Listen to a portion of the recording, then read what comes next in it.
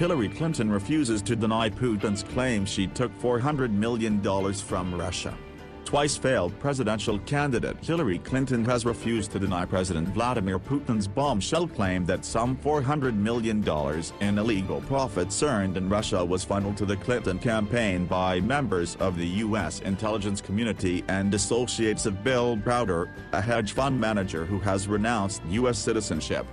Vladimir Putin made a bombshell claim during Monday's joint press conference with President Trump in Helsinki, Finland. According to Putin, the dirty money scheme involved members of the U.S. intelligence community, who he said accompanied and guided these transactions until they were deposited into Clinton's coffers.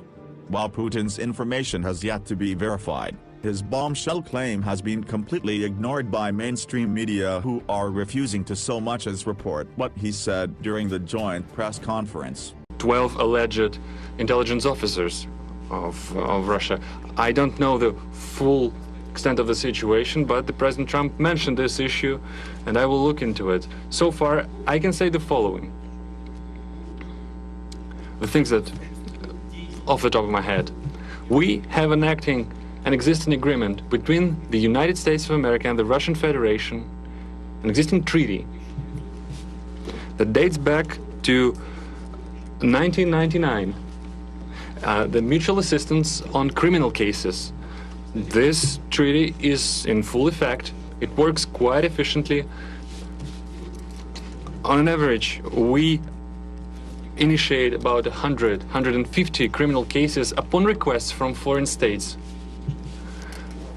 For instance, the last year, there was one extradition case upon the request sent by the United States.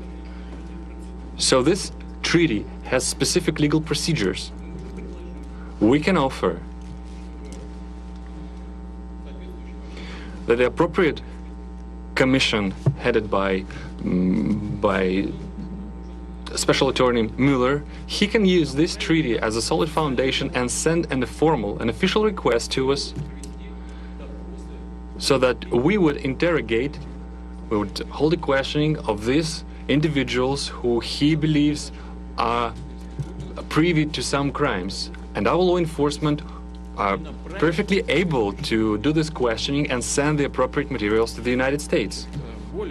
Moreover, we can meet you halfway, we can make another step. We can actually permit official representatives of the United States, including the members of this very commission, headed by Mr. Mueller, we can let them into the country and they will be present at this questioning. But in this case, there's another condition. This kind of effort should be a mutual one. Then we would expect that the Americans would reciprocate and they would question officials, including the officers of law enforcement and intelligence services of the United States, whom we believe who have something to do with illegal actions on the territory of Russia. And we have to request the presence of our law enforcement. For instance, we can bring up Mr. Browder in this particular case. Business associates of Mr. Browder have earned over $1.5 billion in Russia. They never paid any taxes, neither in Russia nor in the United States. And yet the money escaped the country. They were transferred to the United States. They sent huge amount of money, 400 million, as a contribution to the campaign of Hillary Clinton.